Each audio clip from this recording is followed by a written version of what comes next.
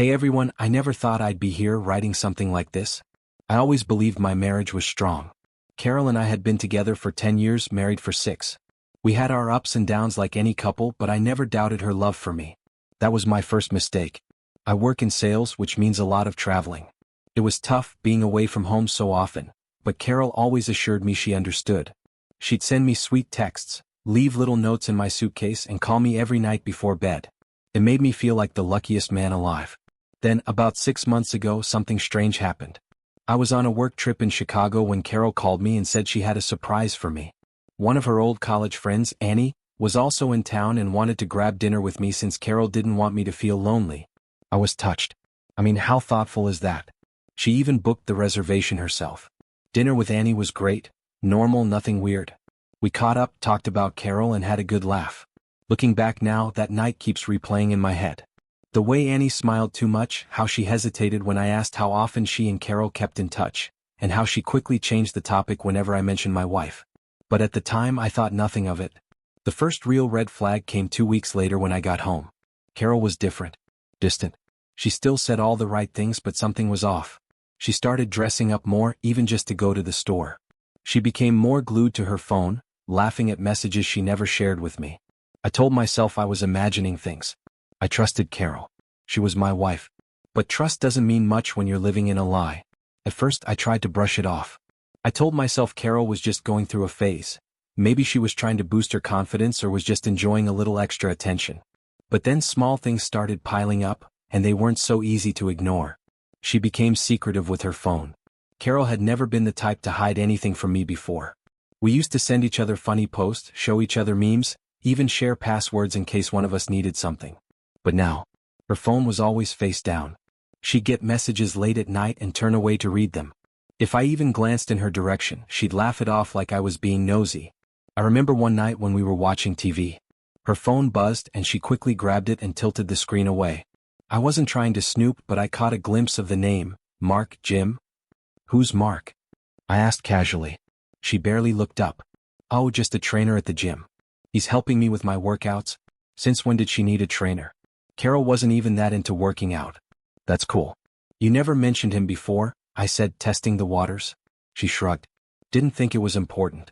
It's just gym stuff. I wanted to believe her. I really did.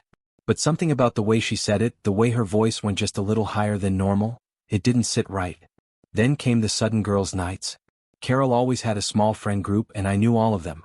But suddenly she was going out every other weekend with new friends from work. She'd get dressed up like we were going on a fancy date. Tight dresses, perfect makeup, perfume that I knew she only wore when she wanted to impress. You should meet them sometime, I said one night when she was getting ready. She paused for just a second. Maybe. We'll plan something soon. That plan never happened. Then one night I came home earlier than expected from a short work trip. Carol wasn't expecting me. And that's when I heard it. A man's voice. In my house. I froze at the door, my heart pounding. I wasn't ready for what I was about to find. I stood there, my hand still on the doorknob, listening. The voice was low, muffled, but unmistakably male. My stomach dropped. For a second I thought maybe I was just being paranoid. Maybe it was the TV. Maybe one of her friends had brought their boyfriend over. Maybe. Then I heard her laugh. That same flirty, playful laugh she used to give me when we first started dating. I felt sick. I forced myself to move, stepping inside as quietly as I could. The house was dimly lit, just the glow of candles flickering in the living room. Candles? Carol and I hadn't had a candlelit anything in months. I followed the voices, heart slamming against my chest. As I rounded the corner, I saw them, Carol and a man sitting close together on the couch, drinks in hand. He was leaning in way too close and she wasn't moving away. For a moment, neither of them noticed me. I just stood there, taking in the scene like I was watching someone else's life fall apart. Then Carol's eyes flicked up and widened in horror. Simon. She jumped to her feet so fast she nearly knocked over her glass. The guy, tall, dark-haired, gym-looking type, turned his head, a slow smirk forming. He didn't even look surprised. My mind was racing. I wanted to scream, demand an explanation. But all I could say was, "Who the hell is this?" Carol rushed over, putting her hands on my chest like she could physically push away the truth. It's not what it looks like. That line. That stupid, pathetic line. The guy stood up, adjusting his shirt like he was comfortable in my home. He extended a hand like we were meeting at a dinner party. "Hey man, I'm Mark." "Mark." "Mark, Jim?" I didn't shake his hand. I was too busy clenching mine into fists. Carol kept talking, rambling like she could talk her way out of this. "We were just having a drink, that's all. I ran into him at the store and we were catching up. I didn't think you'd be home so early." So that's why she was so shocked. She thought she had more time. I looked at the coffee table. 2 glasses of wine. A half-burned candle. Her phone face down just like always. And then I saw it, his gym bag sitting right by the couch. Catching up? Really? I exhaled, trying to keep my voice steady. "So, you always catch up with old friends like this? In candlelight? At night? Alone?" Carol swallowed hard. "I swear it's not what you're thinking." I turned to Mark, who was way too calm for my liking. "And you? What are you doing here?" He smirked again. Like she said, just catching up. I could feel my blood boiling. The sheer arrogance of this guy.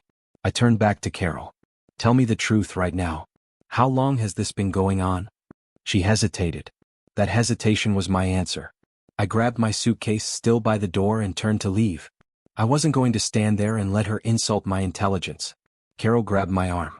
"Simon, please. You're overreacting." I yanked free. "No, Carol. You just got caught." I walked out that door, and for the first time in my life I didn't know if I was ever coming back. I drove around for an hour. I didn't know where I was going, I just knew I couldn't be there. My hands were gripping the steering wheel so tight my knuckles went white. My mind was racing, replaying everything. The phone secrecy, the girls' nights, the sudden need for attention. It all made sense now. Carol was cheating. I pulled into a random parking lot, took out my phone and just stared at it. I had 100 thoughts running through my head, but one thing kept screaming at me. What do I do now? I wanted answers. But I knew Carol. If I gave her time, she'd twist the story, cry, play the victim, and somehow make me feel like the bad guy. So I turned around. I was going to catch her in her lies before she had time to cover them up. The second confrontation.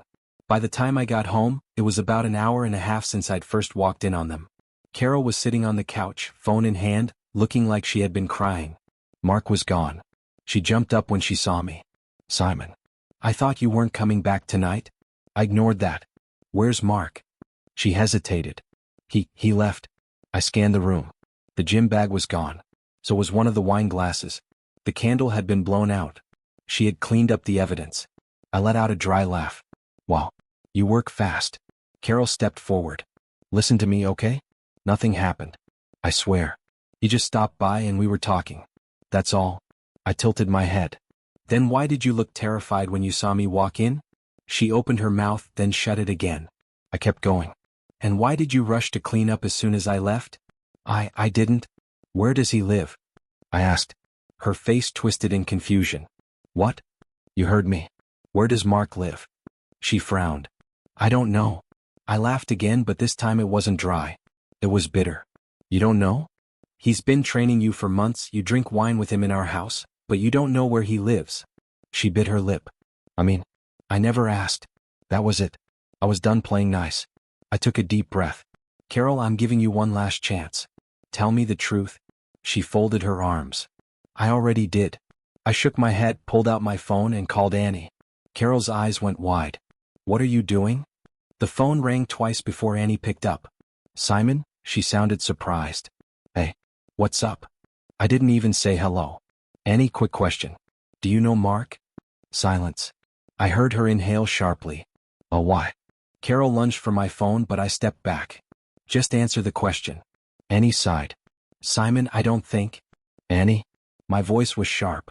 "I just caught him in my house with my wife. Tell me the truth." Another silence. Then finally, "Simon, I'm so sorry." I felt like the floor had dropped from under me.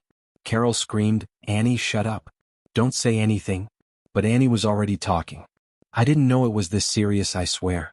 Carol told me you guys were having problems, and that you were growing distant. She said she needed someone to talk to, and Mark was just a friend at first. But I didn't even let her finish. I ended the call. I had my answer. Carol was standing there, shaking. "Simon, I put my hand up. "Save it." Then I turned, grabbed my bag and walked out the door. This time I wasn't coming back. I drove straight to my buddy Luke's place. He was the type of friend who didn't ask too many questions. He just opened the door, saw my face and said, "Damn. What happened?" I stepped inside, dropped my bag, and sank onto his couch. Carol's cheating? His face darkened. You sure? I let out a bitter laugh. Caught the guy in my house. Luke whistled low. Man? He ran a hand through his hair. You want a drink? I nodded. As he grabbed 2 beers, I pulled out my phone. Dozens of missed calls from Carol. A bunch of texts too. Simon, please pick up. It's not what you think. Come home so we can talk. Don't do anything stupid. I shut my phone off. I didn't want to hear another lie. Carol tries to spin the story. The next morning, I woke up on Luke's couch with a stiff back and a headache. Not from drinking, just from everything. I turned my phone on, expecting more texts. I wasn't disappointed. But what I wasn't expecting. The sudden change in tone. Simon, I don't know why you're overreacting like this. Nothing happened. You're being paranoid. You're the one who left. If our marriage falls apart, that's on you. I sat up, staring at my screen. Was she serious? Luke came out of the kitchen, saw my face, and handed me coffee without a word. I showed him the messages. He snorted. Classic. First, she plays the victim. Then, when that doesn't work, she blames you. I exhaled sharply. You think she actually believes this crap? Luke shrugged. Doesn't matter. What matters is what you do next. The reality hits. That was the part that made me feel sick. What do I do next? Divorce? Move out? Try to talk it out? A part of me wanted to believe this could be fixed. That maybe she hadn't actually slept with him. That maybe, just maybe, I could forgive her. But then I remembered the look on her face when I walked in. The way she scrambled to hide everything. The way she lied to my face. I was done. I pulled up our bank app and transferred half of our joint savings into my personal account. Luke saw what I was doing and nodded approvingly. Then I texted Carol. I'll be home tonight to grab some stuff. Be gone when I get there. She replied instantly. Simon, please don't do this. Let's talk. I ignored it. Carol had made her choice. Now it was my turn. That evening I drove back home. My heart was pounding, but my mind was clear. I wasn't going to argue. I wasn't going to listen to excuses. I was going to get my things and leave. As I pulled into the driveway, I noticed something that made my blood boil. Carol's car was still there. I texted her earlier, told her to be gone. She ignored me. Of course she did. I took a deep breath, stepped out, and walked inside. Carol was waiting in the living room. Dressed up. Full makeup, wearing the perfume I used to love, sitting on the couch like she was posing for a damn movie scene. Simon, she said softly. Like she hadn't just destroyed our marriage. I didn't even acknowledge her. I went straight to the bedroom, grabbed my duffel bag, and started stuffing clothes into it. She followed me, standing in the doorway. You're really just going to leave? I zipped up my bag. Yeah. Just like that? I stopped and turned to her. She actually looked offended. Like I was the bad guy here. Carol, I said, my voice low and firm. You cheated. You ruined this. Not me. Her eyes started welling up. Simon, nothing happened. I told you. We were just talking. I laughed bitterly. Right. And that's why Annie apologized to me. Because you were just talking. Her face twisted in panic for a split second. She wasn't expecting me to bring up Annie. Then, just like before, she switched tactics. The tears came. Simon, please. I messed up, I admit it, but I love you. I don't want to lose you. I slung the bag over my shoulder. You should have thought about that before sneaking around behind my back. I was lonely, she said suddenly, her voice breaking. You're always gone for work and I felt alone. I stared at her. There it was. The excuse. So let me get this straight, I said slowly. Instead of talking to me like a grown adult, instead of saying, hey Simon, I'm feeling lonely, you decided to sneak around with some gym rat? It wasn't like that, she cried. I never meant to hurt you. I shook my head. Carol, you weren't just lonely. You liked the attention. You liked feeling desired. And you lied to me over and over again because you didn't want to lose your safety net. She opened her mouth, but no words came out.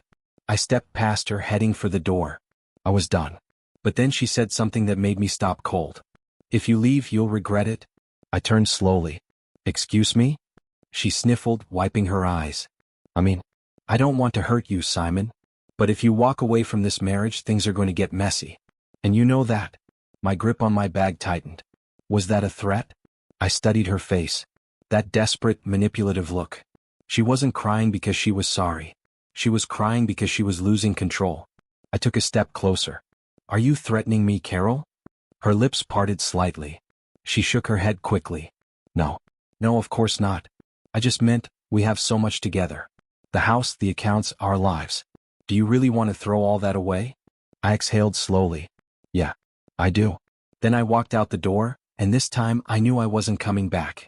I barely made it 2 blocks before my phone started blowing up. Carol wasn't done. First, the desperate text. Simon, please. Just talk to me. I can't believe you're throwing everything away over nothing. I swear on my life I never slept with him. Doesn't that count for something? Then came the guilt trips. You're really going to do this?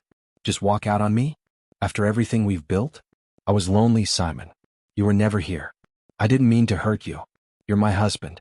We're supposed to work through things, not run away like this. And then when I didn't respond, the anger came. You're being dramatic. We could have fixed this, but instead you're acting like a child. If you think you'll find someone better, you won't. No one will ever love you like I do. Fine. Walk away. But don't expect me to make this easy for you. I sat in my parked car, staring at my phone. I should have blocked her right then and there. But part of me wanted to see how far she would go. The smear campaign begins. By the next day, I realized Carol wasn't just coming after me, she was coming after my reputation. It started small. A mutual friend, Jessica, texted me out of nowhere. Hey, is it true you left Carol without any explanation? I frowned. What? Jessica, she said you just walked out on her, no warning? That she was blindsided. I stared at my phone. Carol was already rewriting history. I called Jessica immediately. She told you I left her out of nowhere? Jessica hesitated. Yeah, she said you had been distant for months and then just came home one day, packed a bag and left. She's heartbroken, Simon. I laughed, but there was no humor in it. Did she tell you about Mark? Silence. Mark? I sighed. Yeah. The guy she's been sneaking around with? Jessica's voice dropped. Wait, what? She didn't mention that. Of course she didn't. She lied to you, I said firmly. I caught her. She tried to talk her way out of it, and when I wouldn't buy her excuses, she flipped the story. Jessica cursed under her breath. Jesus, she made it sound like you were just having a midlife crisis or something. I exhaled sharply. I knew she'd pull something like this. And sure enough, it got worse. The lies spread. By the end of the week, I had multiple people reaching out. Some neutral, some clearly taking Carol's side. Dude, what happened? Carol said you just left without talking to her. Man, I didn't expect this from you. Carol's devastated. So you just abandoned her? I thought you were better than that. I was livid. Carol wasn't just playing the victim. She was painting me as the bad guy. She wanted people to think I was cruel. Heartless. That I had thrown away our marriage on a whim. And the worst part? Some people believed her. I had 2 choices. Ignore it and let people think what they wanted, or start telling my side of the story. I chose the latter. Setting the record straight. I made one simple post on social media. Nothing dramatic. Just the truth. I walked away because I caught my wife sneaking around with another man in our home. I didn't abandon her. I left because she lied. I won't argue about it and I won't play games. But if anyone wants the full story, feel free to ask. Within minutes, my inbox blew up. Some people apologized. Some stayed quiet. And some, Carol's closest friends, stayed on her side no matter what. But I didn't care. Because at the end of the day, I knew the truth. And so did she. After my post, the reaction was immediate. Some people messaged me privately, apologizing for believing Carol's version of events. Others stayed out of it. But Carol? She lost it. She called me 5 times in a row. I let it ring. Then came the text. Are you serious, Simon? You're putting our private life on social media? You're trying to humiliate me. That's disgusting. You're a liar. Nothing happened. Now everyone thinks I'm some horrible person because you can't handle your emotions. And then the real Carol came out. You want to play dirty? Fine. I'll play dirty too. That one? That one sent a chill down my spine. I didn't know exactly what she meant. But I knew it wasn't good. The next move, her playing the victim. A day later, I got a message from my boss. Hey Simon, can we talk? I frowned. What the hell? I called him back and his voice was cautious. Listen, man. I don't want to get involved in your personal life, but Carol called the office today. My stomach dropped. What? She was crying, saying she's worried about you. That you're not in a good place and might do something drastic. I froze. She was painting me as unstable. Trying to make it look like I was spiraling. I swallowed the rage burning in my throat. Boss, I'm fine. She's lying because I left her. He sighed. Yeah, I figured. You're one of my best guys. Just thought you should know what she's up to. I gritted my teeth. Thanks. Carol was desperate. And when desperate people lose control, they get dangerous. She tries to take everything. That night, I got an email from our bank. A large withdrawal had been attempted from our joint account. I immediately logged in and saw it. Carol had tried to take almost everything. Luckily, I had moved half of it already, but she was trying to wipe me out. I called the bank immediately. My wife and I are separating. I need to freeze this account. The rep was professional. Sir, since it's a joint account, she has access to. But if you can provide proof of a pending divorce or legal separation, we can restrict withdrawals. I hung up and called a lawyer first thing the next morning. Carol wasn't going to steal from me and walk away clean. The final blow, the apology that wasn't. 2 days later, I got one last text from Carol. I can't believe you're doing this to me. After everything we've been through. I made a mistake, Simon. But I never slept with him. I swear on my life. Can we please just meet one last time? Just talk? I need to see you. It was bait. I knew it.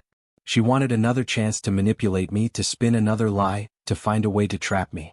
I didn't take it. Instead, I responded with 4 words. Talk to my lawyer. And then, I blocked her. For the first time since this nightmare started, I felt free. Blocking Carol felt like ripping off a bandage, painful but necessary. For the first time in weeks, my phone wasn't buzzing with her lies, guilt trips, or rage-filled texts. It was quiet. Too quiet. Luke, my buddy, wasn't convinced it was over. She's not gonna go down that easy, man, he said, sipping his beer. She's probably planning her next move. I sighed, rubbing my face. I don't care what she does. She can lie to everyone, she can cry to her friends. Hell, she can marry Mark for all I care. I'm done. Luke gave me a look. You're only done when she decides you're done. And sure enough, she wasn't done. The unexpected visitor. 3 days later, I got home from work and found a car in my driveway. Her car. I almost turned around and left. But no, this was my house. She had no right to just show up uninvited. I took a deep breath and walked inside. Carol was sitting at the kitchen table. No makeup, hair a mess, wearing one of my old hoodies. She looked pathetic. But I wasn't about to fall for it. She looked up, eyes red and swollen. Simon. I stayed standing. You're trespassing. She let out a broken laugh. Trespassing? I used to live here. I crossed my arms. Used to? She flinched, then sniffled. I just wanted to talk. I shook my head. We're past that. Her lips trembled. I don't know how we got here. We were happy. How did everything fall apart so fast? I scoffed. She was actually trying to act like this was some tragic accident. I leaned against the wall. Let's see. I worked my ass off to give us a good life. I trusted you. I loved you. And you threw it all away for some loser at the gym? Her eyes filled with tears. I didn't sleep with him. I exhaled sharply. Carol, it doesn't matter. You lied. You hid things from me. You chose him over me, over and over again. You don't get to play the victim now. She dropped her head into her hands, sobbing. I hate myself. I hate what I did. I don't know why I let it get that far. I didn't feel sympathy. Not anymore. You let it get that far because you liked it, I said coldly. You liked the attention. You liked feeling wanted. And you didn't think you'd get caught. She looked up at me and for a second I saw something in her eyes, anger. Like she was furious that I wasn't comforting her. And just like that, the tears stopped. Her breathing steadied. Her posture straightened. And then her voice changed. You're really never going to forgive me, are you? I stared at her. No. She swallowed hard, her expression darkening. Fine. She stood up slowly, grabbing her purse. But before she walked past me, she stopped and looked me dead in the eyes. You'll regret this. Then she walked out the door. And I knew, this wasn't over. Carol's parting words stuck with me. You'll regret this. I knew that wasn't just some emotional outburst. That was a warning. A promise. And I didn't have to wait long to find out what she meant. She tries to take the house. A week after she showed up at my place, I got a call from my lawyer. You're not going to like this, he said. I sighed. What now? She's filing for spousal support. And she's claiming she has rights to the house. I almost dropped my phone. The house. The one I bought before we even got married? She has no claim to the house, I said, my voice tight. The lawyer sighed. Legally? No. But if she argues that you built a life together in it, she can try to push for some kind of financial compensation. I laughed bitterly. So she cheats on me and now wants my damn house? Unbelievable. She's playing dirty, he said. She knows she can't win outright, but she can make your life miserable. I clenched my jaw. Of course she could. That was her specialty. She runs to my family. That same day my sister called me. You need to fix this, she said, her voice full of frustration. I frowned. Fix what? Carol called Mom. She's saying you're trying to ruin her financially and kick her out onto the streets? I groaned. She's trying to take my house, Sarah. My sister hesitated. She said she has nowhere to go. She can go to Mark. Silence.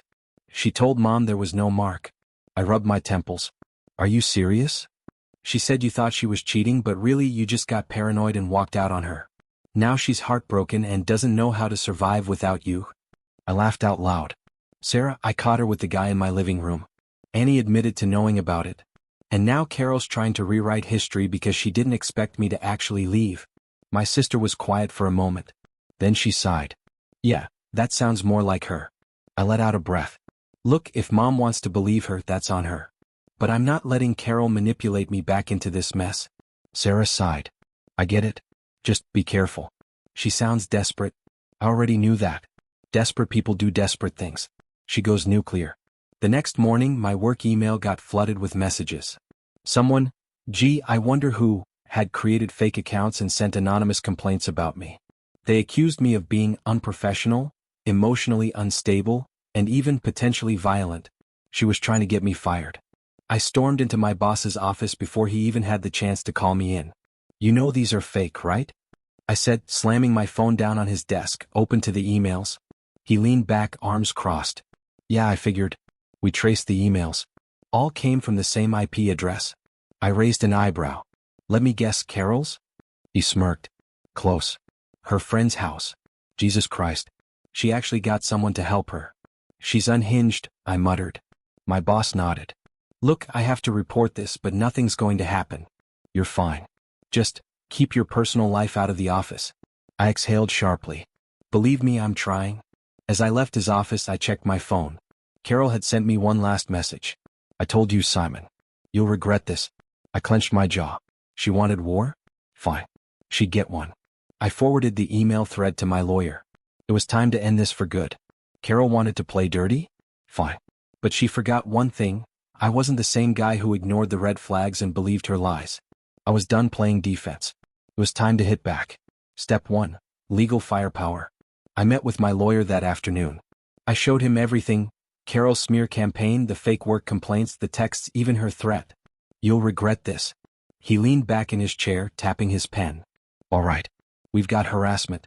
We've got defamation. We've got evidence of malicious intent. I crossed my arms. So what do? We go on the offensive. He filed a cease and desist immediately, warning her to stop contacting me, stop spreading lies, and stop interfering with my job. If she didn't, we'd sue for defamation and harassment. And the best part? We had proof. The email attacks? Traced back to her friend's IP address. That meant we could legally link it to her. Carol thought she was clever. She wasn't. Step 2, the financial lockdown. Next, I went straight to the bank and made sure Carol couldn't touch another cent. She already tried to drain our joint account once. I wasn't giving her a second chance. With my lawyer's help, we froze everything connected to her. She wouldn't see a dime from me unless it was through a formal divorce settlement. Step 3, exposing the truth. Since Carol had been running her mouth, I decided to set the record straight, properly this time. I sent one message to our mutual friends and family. I haven't said much, but it's time to clear the air. Carol cheated. I caught her with another man. Since then, she has lied, tried to take my house, tried to ruin my career, and has now been served with legal action for harassment. I'm done staying quiet. If you still believe her, that's your choice. But I won't be manipulated anymore. Then I turned off my phone. Let her deal with the fallout for once. Carol finally breaks. It didn't take long. The next night I got an email. Not a text. An email. Simon. I don't even know who you are anymore. You're being cruel. You're trying to destroy me. I made a mistake, but I don't deserve this. Please, can we just talk? One last time. I'll do anything. Just tell me what you want. I stared at the words, I'll do anything. Classic Carol. She was out of options, out of control, and now, desperate. I thought about responding. About telling her exactly what I wanted. But then I realized, I already had it. I had my freedom. So I deleted the email. And for the first time in a long time, I felt nothing. Deleting Carol's email should have been the end of it. But people like her don't just give up. The next morning Luke called me. Dude, check Facebook. Now. I frowned, half expecting another round of lies. But when I opened the app, I wasn't prepared for what I saw. Carol had posted a long, dramatic rant. The post that screamed, "I'm guilty." I never wanted to air my personal business, but I have no choice now. Simon has turned into someone I don't recognize. He's spreading lies, attacking my character, and trying to ruin my life. I made mistakes, but I never cheated. I never betrayed him the way he says I did. If he had just talked to me instead of running away, maybe we could have fixed things. But now he's punishing me like I'm some monster.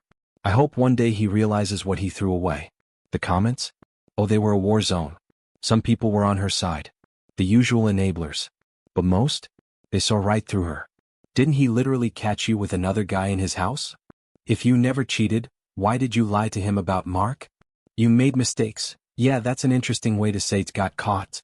Carol must have been sitting there deleting comments like crazy. Luke called again, laughing his ass off. Bro, she just threw gasoline on her own dumpster fire. I chuckled. Yeah. And I'm not lifting a damn finger to help her put it out. Her last desperate move. That night I got one more surprise. A knock at my door. I checked the peephole. Carol. I should have ignored it. I should have walked away. But something in me wanted to see her fall apart in real time. I opened the door. She looked exhausted. Hair messy, makeup smudged like she'd been crying for hours. Simon, she whispered. Please, just talk to me. I leaned against the doorframe. What could you possibly say that would change anything? She stepped forward. Too close. I miss you. I held my ground. You miss controlling me? She flinched. That's not fair. I crossed my arms. Fair? Like how you tried to steal my money. Like how you lied to my family. Or maybe how you tried to get me fired. Her eyes filled with tears. I wasn't thinking straight. I was scared. I just wanted you back. I exhaled, shaking my head. You don't love me, Carol. You love the power you had over me. She reached out, grabbing my arm. We can fix this. We were happy, Simon. We can be happy again. I gently pulled my arm away. No, we can't. And then, the mask slipped. Her face twisted. Her voice dropped into something cold. So that's it? That's it? Her hands clenched into fists. You'll regret this. I smirked. You've already said that. And yet here I am. Just fine. She stared at me for a long moment. Then, without another word, she turned and walked away. And just like that, she was finally gone. For the first time in months, Carol was out of my life. No texts. No calls. No drama. It felt surreal. Luke and I went out for drinks to celebrate. So what now? He asked, clinking his beer against mine. I shrugged. I move on. And I really thought I could. But Carol wasn't done haunting me just yet. The unexpected call. A week later my phone rang. A number I didn't recognize. I answered. Hello? A familiar voice came through. Hey, Simon, she said cautiously. I thought you should know. Carol's been talking to Mark again. I blinked. Why would I care? She hesitated. Because she's telling people that he pressured her into everything. That he manipulated her and that she was a victim. I almost laughed. Of course she was flipping the script. She's even saying he'd emotionally abused her, Annie continued. And now Mark's pissed. He's saying she was the one who chased him. I pinched the bridge of my nose. Let me guess, she's setting this up so she can look innocent? Exactly. I sighed. Annie, I appreciate the heads up, but I really don't care anymore. They can destroy each other for all I care. She paused. Simon, she might try to drag you into it. That caught my attention. What do you mean? She's saying you were controlling too. That you were paranoid and overreacted about everything. I clenched my jaw. So now I'm the bad guy in her sob story? I just thought you should know, Annie said quietly. She's not done playing the victim. I exhaled sharply. Thanks for the warning. I hung up, shaking my head. Carol wasn't just rewriting history. She was erasing everything she did. The moment I let go, I sat there thinking about everything. The lies, the betrayal, the manipulation. And for the first time I felt nothing. No anger. No resentment. No pain. Carol was someone else's problem now. I wasn't going to waste another second thinking about her. I picked up my phone, deleted every trace of her number, blocked her on everything, and then I moved the hell on. After blocking Carol for good, something strange happened. I felt lighter. No more waiting for the next lie. No more overthinking every text. No more games. For the first time in years, my life was mine again. She tries one last time. 2 weeks passed without a single word from Carol. I thought it was finally over. Then one night I got home late and checked my mailbox. Inside, a letter. No return address. Just my name in her handwriting. I stood there for a second, debating if I should even open it. But curiosity won. I ripped it open and read, "Simon, I don't know if you'll ever forgive me, but I need you to know the truth. I never wanted to hurt you. I never wanted to lose you. I was lost and I let myself go too far, but I swear I never stopped loving you. I know I don't deserve another chance, but I just want to hear your voice one last time. Please just call me. One last time." I stared at the letter, waiting for some kind of emotion to hit me. Anger? Regret? Pain? Nothing. I folded the letter in half, walked to my trash can and dropped it in. That was her last move. And I didn't even blink. The real closure. That weekend Luke and I grabbed drinks and he noticed something. "You seem different, man." I sipped my beer, nodding. "Because I am." "No more Carol drama?" I smirked. "Nope." She tried. She failed. "I'm done." Luke grinned. "Damn right you are." And for the first time in a long, long time, I really truly was. Weeks turned into months. Carol? She became nothing but a bad memory. No more calls. No more emails. No more attempts to drag me back into her mess. And me? I started living again. The last update on Carol. One day I ran into an old mutual friend, Jessica. The same one who had originally believed Carol's lies. She looked a little uncomfortable when she saw me. "Hey Simon, got a minute?" I shrugged. "Sure." She hesitated, then sighed. "It's about Carol?" I smirked.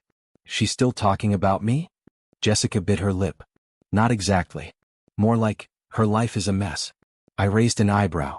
"Go on." "Turns out Mark dumped her. Once she started spreading lies about him being emotionally abusive, he went scorched earth. Exposed everything. Showed screenshots of their texts. Told everyone how she was the one chasing him. Her lies backfired." Art. Jessica sighed. "Most of her friends dropped her. She lost her job a few weeks ago. And she had to move back in with her parents." I blinked. "Carol, back at square one." Jessica gave me a careful look. "I'm not telling you this to make you feel bad. I just thought you should know." I let out a slow breath. "I don't feel bad." And I didn't. Not one bit. Carol made her choices. She got what she deserved. I thanked Jessica for the update and went on my way, not sparing Carol another thought. My life, my rules. Months ago, I thought I'd never recover from this. But now, I was free. I was happy. I was me again. And Carol? She was nothing more than a chapter one had closed for good.